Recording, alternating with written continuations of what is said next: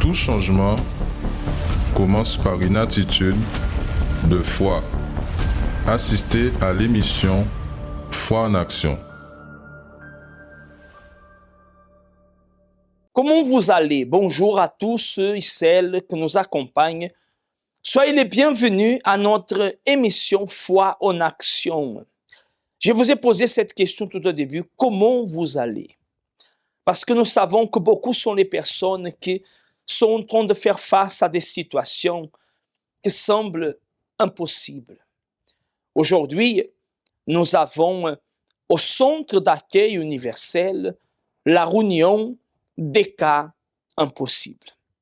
Une réunion qui est faite afin de pouvoir apporter à ceux qui ont cette soif, ce désir de pouvoir changer de vie. Des personnes qui se trouvent désespérées. Des personnes que parfois, vous savez, elles sont là. Peut-être vous êtes quelqu'un que vous nous accompagnez, vous nous suivez régulièrement. Vous êtes là tous les jours, soit dit, même tous les jours, en train de nous accompagner dans notre émission, mais jamais vous êtes venu au centre d'accueil. Et peut-être vous êtes en train de passer par des humiliations, par des rejets, par des problèmes, par des choses pas possibles, par des problèmes qui semblent impossibles à résoudre. C'est pour cette raison que nous avons tous les samedis à 8 heures du matin et aussi à 15 heures une réunion qui a comme but prier pour les personnes qui affrontent ce cas impossible. Accompagné d'ailleurs le spot qui parle de cette réunion des cas impossibles, et nous revenons d'ici à quelques instants pour pouvoir vous parler d'un témoignage. Nous allons écouter ici l'histoire de vie de Davy, l'histoire de vie de ce monsieur que aujourd'hui a une famille, mais qu'avant ce n'était pas du tout le cas. Il pourrait faire partie de la liste de ceux qui devaient être en prison, de ceux qui devraient être morts, de ceux qui pourraient être tués par une balle, par une dispute, mais il a choisi différemment. Accompagné ce spot, nous revenons tout de suite après pour pouvoir nous préparer pour ce témoignage. Il n'y a rien de plus humiliant que de dépendre des autres. Seuls ceux qui passent par cela connaissent cette douleur. Vivre d'un salaire minimum, d'une aide, de la faveur d'un être cher, recevant les restes pour survivre. C'est la réalité que beaucoup sont en train de vivre dans cette période. Dans tout lieu où vous allez, ces problèmes vous font face. Porte fermée, vie bloquée. Nous vous convoquons à vous qui êtes dans cette situation pour agir la foi dans le Dieu vivant.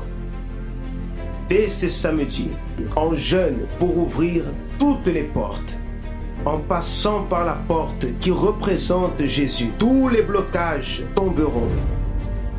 À 8h ainsi qu'à 15h, au centre d'accueil universel des Abîmes, au 6 Morne-Verguin, juste en face de la banque La Brède, et dans tous les centres d'accueil universels en Guadeloupe. Vous êtes, vous, madame, vous, monsieur, peu importe quelle est votre religion, votre croyance, vous êtes notre invité spécial à venir participer de cette réunion. Cette réunion que pourra, il va certainement apporter à votre vie le résultat que vous attendiez. Oui, ce problème que vous êtes en train de vivre, il peut changer. La situation laquelle vous traversez peut être réglée. Il vous suffit de prendre une attitude et de venir participer. Aujourd'hui, ici dans notre siège, au 6 Morne-Verguin, en face de la Brède, la réunion des cas possibles. Je répète, à 8 heures du matin et après à 15 heures. Mais accompagnons alors l'histoire de ce jeune homme, de ce monsieur. Accompagnons l'histoire de cette personne. Quel a été son vécu, quelles a été ses luttes, quelles a été ses difficultés, et aujourd'hui, qui il est devenu. Qu'est-ce que, à travers de sa foi sur l'autel de Dieu vivant, il a pu conquérir. À travers la campagne d'Israël. Nous sommes en train de vivre la campagne d'Israël, des enfants de Dieu. Peut-être vous dites, je suis un enfant de Dieu. Mais si vous êtes enfant de Dieu, pourquoi tant de souffrance et de malheur? Vous allez accompagner son témoignage et vous allez mieux comprendre. Préparez déjà le verre d'eau, la bouteille d'eau. Tout de suite après ce témoignage, nous allons revenir pour pouvoir prier et clamer en votre faveur.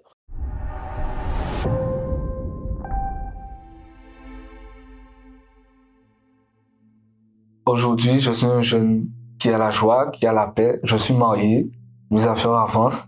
Je peux dire que je suis un enfant de Dieu. Mais ça n'a pas été souvent comme ça. Avant, j'étais un jeune colérique, vicié dans l'alcool, dans la drogue, qui avait des problèmes de famille, un jeune complètement perturbé.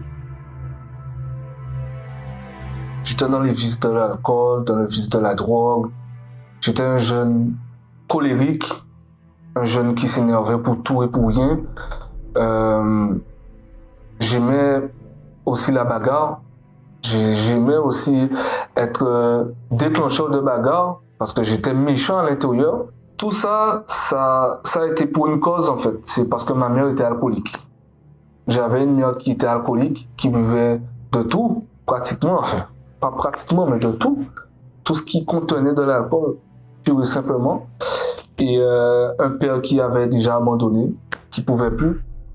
Donc du coup, à cause de ça, j'avais une haine à l'intérieur de moi, puisque je voyais que les autres personnes de ma famille n'avaient pas le problème que j'avais.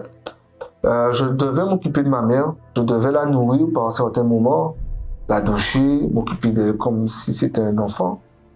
Et pour un jeune garçon de 12 ans, 10 ans, c'est compliqué. Donc, une fois arrivé à un certain stade, j'ai commencé à vouloir extérioriser cette colère-là dans justement le vice de la drogue.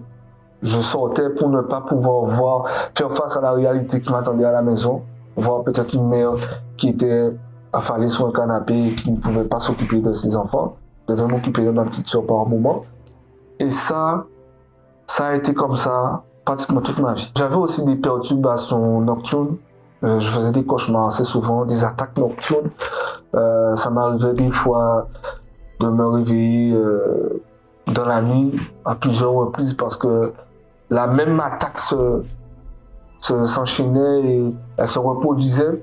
Donc j'avais l'impression de toujours tourner en rond dans la nuit, dans mes cauchemars, je tournais en rond. Et j'avais beaucoup de problèmes spirituels aussi. Beaucoup de problèmes spirituels. Des pensées négatives, des pensées noires, des pensées de meurtre, des pensées sordides, de sang, de choses comme ça. J'étais quelqu'un qui croyait pas au Seigneur. Le Seigneur Jésus, pour moi, c'était inexistant. Il était inexistant pour moi dans ma vie. Puisque je voyais ma situation dans laquelle j'étais, j'avais pas de solution, je voyais pas une solution. Comment m'en sortir dans tout ça? Quand je suis arrivé au centre d'accueil universel, je suis pas venu pour chercher Dieu. Mon épouse m'avait déjà invité à plusieurs reprises, mais moi je voulais pas y aller. Mais il y a une fois où il y a eu un malentendu et j'ai voulu demander des comptes au pasteur et chercher la bagarre avec lui. Donc ce jour-là, je suis venu pour cela. J'étais déterminé. Je pense que ça a été la première fois que je voulais absolument aller à l'église, pour la toute première fois. Je suis arrivé comme ça un soir, dans une réunion, et je me suis assis à l'arrière, je me rappelle, à l'arrière de l'église, en attendant la fin de la réunion pour pouvoir demander des comptes. Mais ça s'est passé autrement. Puisque quand je me suis assis du début jusqu'à la fin, ben en fait, Dieu m'a parlé en fait. La réunion, elle était pour moi, elle a été faite pour moi la réunion. À la fin de la réunion, ben, j'étais lessivé par tout ce que j'avais entendu et lessivé par, on va dire, par ma réflexion. Parce que je me suis posé beaucoup de questions pendant toute la réunion. Et au final, ben, j'avais même plus envie de faire quoi que ce soit. J'étais venu pour une cause et j'ai été voir le pasteur pour une autre cause. Quand j'ai commencé mon acheminement au centre d'accueil universel, j'ai commencé par les chaînes de prière pour la délivrance. Donc, c'est-à-dire que j'ai compris au fur et à mesure qu'il y avait une partie spirituelle, à changer, à améliorer. Donc, j'ai commencé à vouloir arrêter la drogue, arrêter l'alcool, le vice, la colère, l'énervement excessif. Donc ça, j'ai voulu commencer à changer ça. Donc ça a été le tout début pour moi. Et j'ai commencé à avoir des résultats. Tout d'abord, j'ai commencé à arrêter de boire, puis j'ai arrêté de fumer.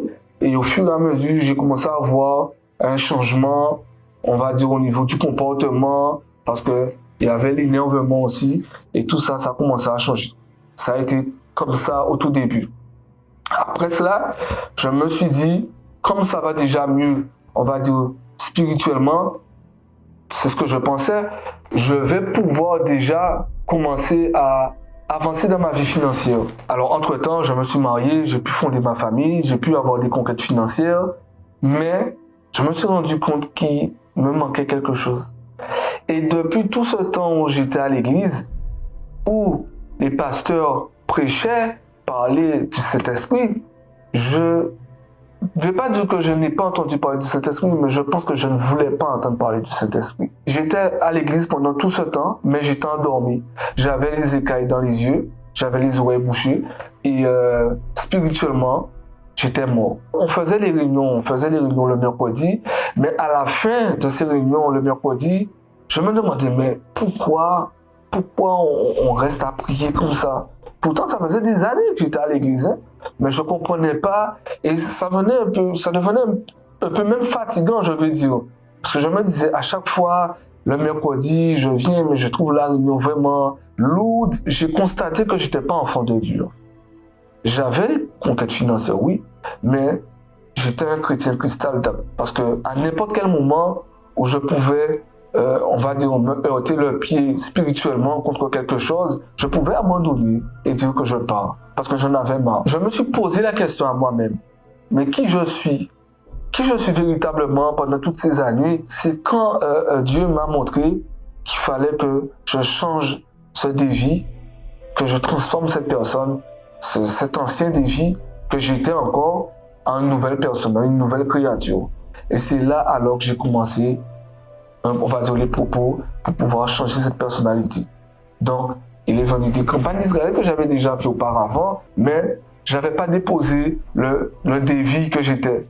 Et c'est ça que j'ai dû faire, en fait. Donc, il y avait ce combat tout le temps, ce combat dans le caractère, dans la vie de tous les jours, pour avoir un nouveau comportement. Et c'était ça, c'était cette lutte perpétuelle. Et j'ai dû abandonner l'ego, j'ai dû abandonner le caractère, j'ai dû abandonner mon moi, le moi qui voulait me tenir tête, en fait. Je me suis donné à 100%. J'ai eu la certitude en moi que ce sacrifice n'a pas été en vain. Et c'est là que j'ai eu le changement. Dieu m'a baptisé de son esprit. Là, j'ai pu dire, j'ai pu réellement dire que j'étais enfant de Dieu. Il m'a montré que j'étais son enfant. Pourquoi? Parce que j'ai reçu cet amour que seul lui peut donner, qu'aucune autre personne ne peut donner. J'ai eu une joie, mais une joie tellement immense que je ne peux pas expliquer ça. C'est pas explicable comme ça. Il faut pouvoir le vivre. Il faut pouvoir connaître ça, en fait, pour pouvoir dire ce qui est vraiment le baptême du Saint-Esprit. Dieu m'a montré quelle était la valeur de mon âme. Et c'est ce que je n'avais jamais compris, en fait, que mon âme avait de la valeur. Et on peut être à l'église pendant des années, comme je l'ai été, en axant notre vie sur la vie financière, en ayant des conquêtes, des choses. Mais le plus important, c'est pour moi d'être enfant de Dieu. Être enfant de Dieu, comment? Avec son esprit, tout simplement. On entend dire que Dieu nous aime, mais c'est quand on reçoit seulement son esprit qu'on peut savoir à quel point il nous aime. On peut savoir vraiment qu'on est fils de Dieu, mais surtout qu'on a un Père qui nous aime. Et c'est ça le plus important.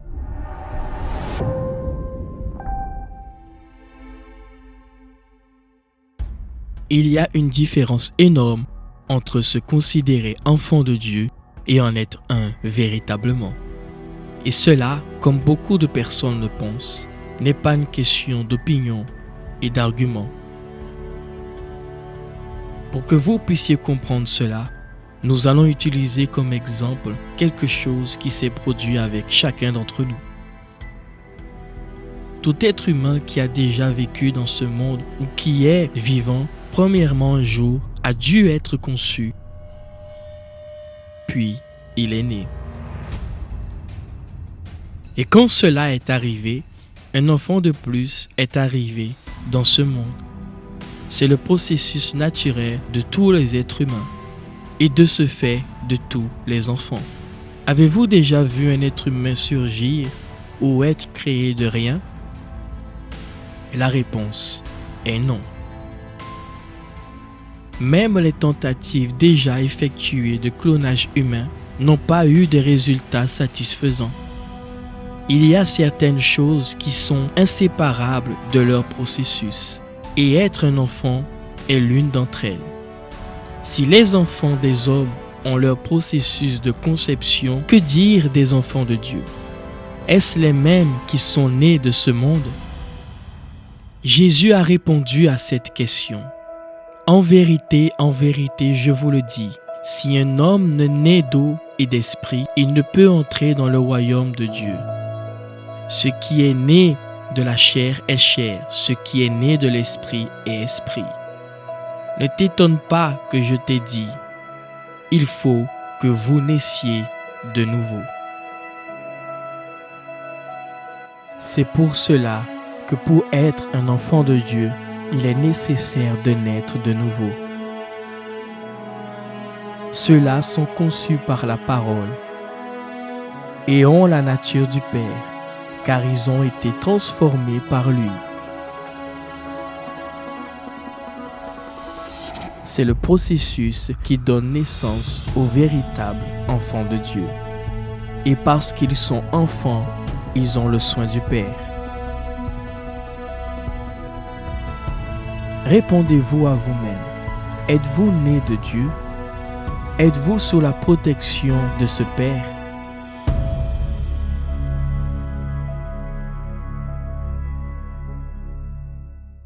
L'histoire de des vies prouve que Dieu, il veut changer votre vie. Voulez-vous voir le même Dieu qui a changé la vie de des vies, changer votre vie? Voulez-vous aussi voir la parole de Dieu? Parce que vous êtes quelqu'un que peut-être vous priez, vous connaissez la Bible, mais connaître la Bible et pas la vivre, pas la voir s'accomplir dans ma vie, il y a un problème. C'est cela que nous sommes en train de vouloir vous expliquer.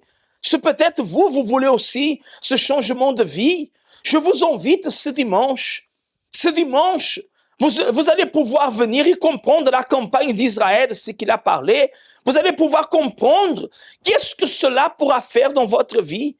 Et vous allez pouvoir aussi prendre votre attitude de foi et voir Dieu agir dans votre vie. Nous allons en ce moment faire la prière. Préparez le verre d'eau. Prenez entre vos mains déjà. C'est fait déjà.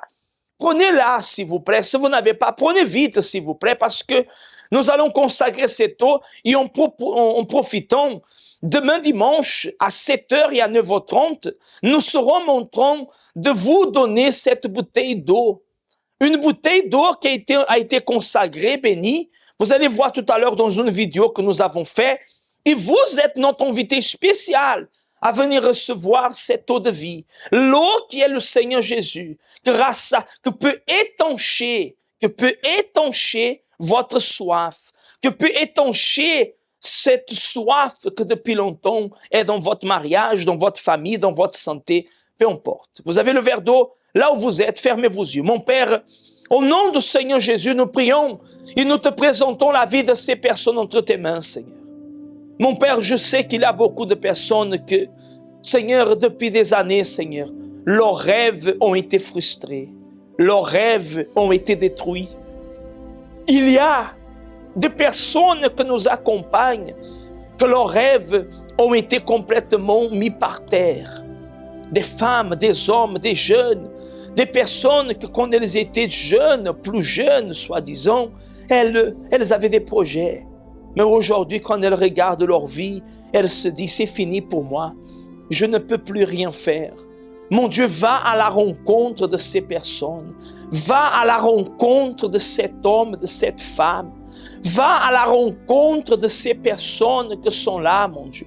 Et que nous, au nom du Seigneur Jésus, mon Père, ô Seigneur, que ton esprit visite, se manifeste et qu'à travers de la foi, mon Dieu, au nom du Seigneur Jésus, que cette eau soit le point de contact pour qu'au moment qu'elle va boire, elle reçoive la vie. Et si vous croyez, dites Amen et grâce à Dieu.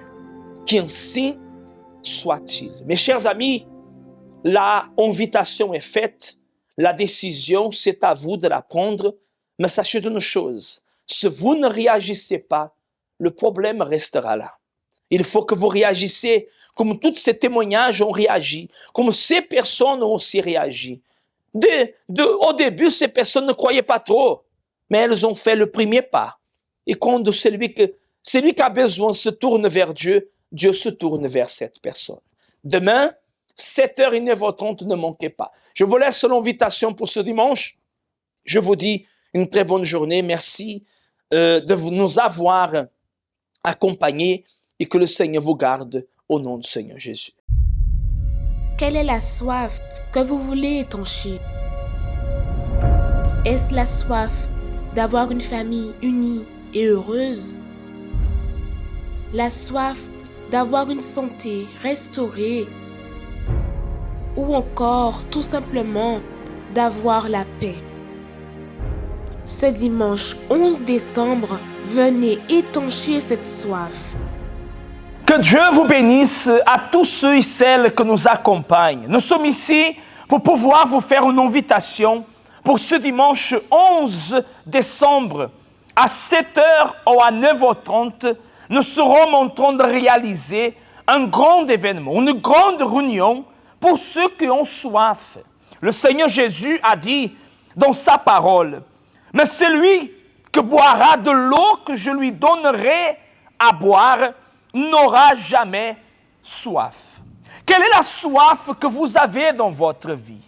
Peut-être la soif que vous avez est d'un mariage restauré, est d'une santé rétablie, est d'une famille unie, est d'une vie spirituelle libérée, est d'avoir la paix.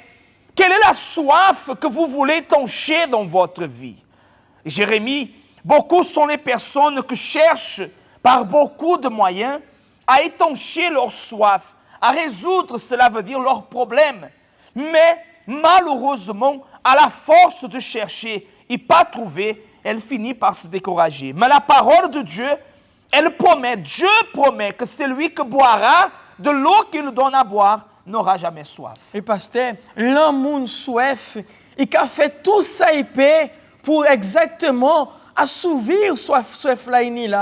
Il a cherché tout le butin pour assouvir soif là, même s'il faut y passer en la lutte, même s'il faut passer en le combat, mais depuis trouver sous cela, il a boire, il a cherché, il a boire. Alors c'est pour cela dimanche, nous invitons les autres exactement à venir assouvir soif là, ça dans peut-être santé à autres, dans peut-être famille à autres, ou en projet, dans vie professionnelle à autres, parce que à pas un homme qui prophétisait, c'est parole à bon Dieu. Alors nous invitons chaque monde à être là dimanche. Et vous savez l'eau, Jésus a fait usage de l'eau pour guérir un aveugle. Il a dit, va et lave-toi. Regardez que Jésus pouvait le guérir sur place, mais il a fait l'eau comme le point de contact. Alors vous que vous m'accompagnez, j'aimerais vous faire un défi. Mes amis, je vous demande, il y a beaucoup de personnes qui regardent cette bouteille d'eau et disent, mais qu'est-ce que l'eau va faire? Vous faites de l'eau, vous idolâtrez l'eau. Non, Jésus n'a pas idolâtré l'eau, mais Jésus a poussé cet aveugle à faire usage de la foi. C'est ce que je voulais vous inviter à faire usage de la foi. Peut-être vous dites, mais j'ai la foi, mais le problème est toujours là. Alors il est temps que vous sortez de votre place et que vous venez exactement ce dimanche à 7h ou à 9h30 participer de la réunion où votre soif sera étanchée. Ne manquez pas, 6 mornes-verguins en face de la Brède, ici sur la route des Abîmes, et bien évidemment dans chaque centre d'accueil universel. Vous êtes notre bienvenu, notre invité spécial. C'est à vous de prendre cette décision et de venir étancher votre soif dans votre vie. Connaissez-vous nos centres d'accueil universels ici dans les Dômes? Notre siège est situé en Guadeloupe, aux Abîmes, au 6 Morne-Verguin, en face de la Brède, entre le KFC et le McDonald's. Nous avons aussi nos centres d'accueil à Pointe-à-Pitre, au 29 quai Lefebvre, en face du parking du port. À Baïf, au 51 impasse Louis Blériot, Zac des Pères Blancs, derrière le Super U. À Saint-François, à la rue Charles Junon, à 100 mètres du marché de la Rotonde. Nous sommes aussi en Martinique, au 42 rue Garnier-Pagès, proche du Leader Price à Fort-de-France. Mais aussi en Guyane française, à Cayenne, au 19 zone artisanale Galmo, proche de l'entrée du CFA. Ainsi qu'à Kourou, au 1 rue du Levant, proche du Lip Service Ting. Si vous désirez plus d'informations, vous pouvez nous contacter sur notre ligne AMI au 05 90 28 33 83 ou sur notre WhatsApp au 06 90 55 16 70.